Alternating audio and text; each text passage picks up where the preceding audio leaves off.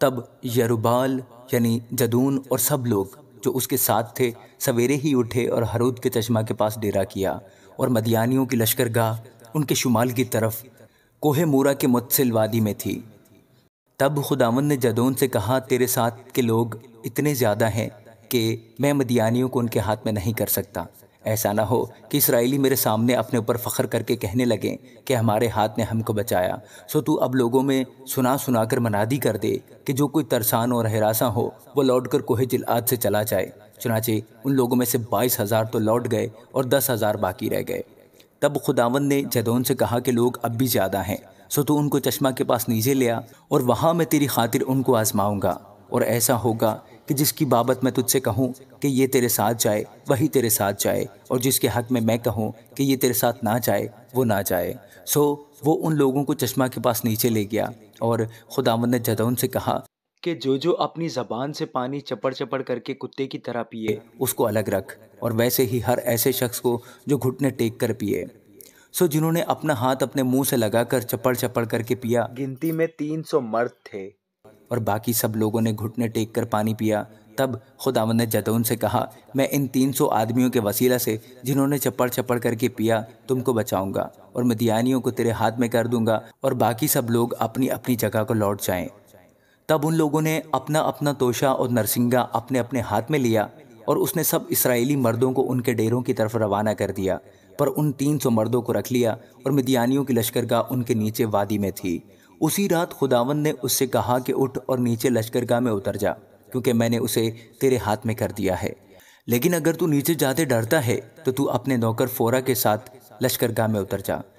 اور تو سن لے گا کہ وہ کیا کہہ رہے ہیں۔ اس کے بعد تجھ کو ہمت ہوگی کہ تو اس لشکرگاہ میں اتر جائے۔ چنانچہ وہ اپنے نوکر فورا کو ساتھ لے کر ان سپاہیوں کے پاس جو اس لشکرگاہ کے کنارے تھے گیا، اور مدیانی اور عمالیکی اور اہل مشرق کثرت سے وادی کے بیچ ٹڈیوں کی مانند پھیلے پڑے تھے،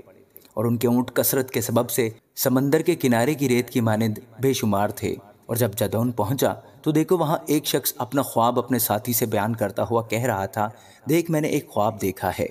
جو کہ ایک روٹی مدیانی لشکرگاہ میں گری اور لڑکتی ہوئی ڈیرے کے پاس پہنچی، اور اس سے ایسی ٹکرائی کہ وہ گر گیا، اور اس کو ایسا الٹ دیا کہ وہ ڈیرا فرش ہو گیا۔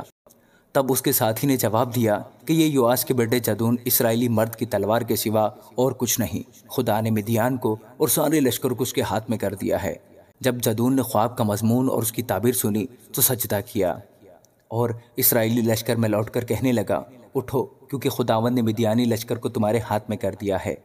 اور اس نے ان 300 آدمیوں کے 3 غول کیے، اور ان سبوں کے ہاتھ میں ایک ایک نرسنگا اور اس کے ساتھ ایک ایک خالی گھڑا دیا، اور ہر گھڑے کے اندر ایک مشل تھی، اور اس نے ان سے کہا کہ مجھے دیکھتے رہنا اور ویسا ہی کرنا، اور دیکھو جب میں لشکرگاہ کے کنارے جا پہنچوں تو جو کچھ میں کروں تم بھی ویسا ہی کرنا۔ جب میں اور وہ سب جو میرے ساتھ ہیں نرسنگا پھونکیں تو تم بھی لشکرگاہ کی ہر طرف نرسنگے پھونکنا اور للکارنا کہ یہوہ کی اور جدون کی تلوار۔ سو بیچ کے پہر کے شروع میں جب نئے پہرے والے بدلے گئے تو جدون اور وہ 100 آدمی جو اس کے ساتھ تھے لشکرگاہ کے کنارے آئے، اور انہوں نے نرسنگے پھونکے اور ان گھڑوں کو جو ان کے ہاتھ میں تھے توڑا،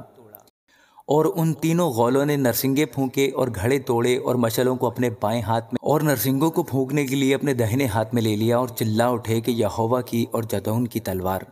اور یہ سب کے سب لشکرگاہ کے چوگرد اپنی اپنی جگہ کھڑے ہو گئے۔ تب سارا لشکر دوڑنے لگا، اور انہوں نے چلا چلا کر ان کو بھگایا، اور انہوں نے 300 نرسنگوں کو پھونکا، اور خداوند نے ہر شخص کی تلوار اس کے ساتھ ہی اور سب لشکر پر چلوائی، اور سارا لشکر سیرات کی طرف بیت ستہ تک اور تبات کے قریب ابیل محولہ کی سرحد تک بھاگا۔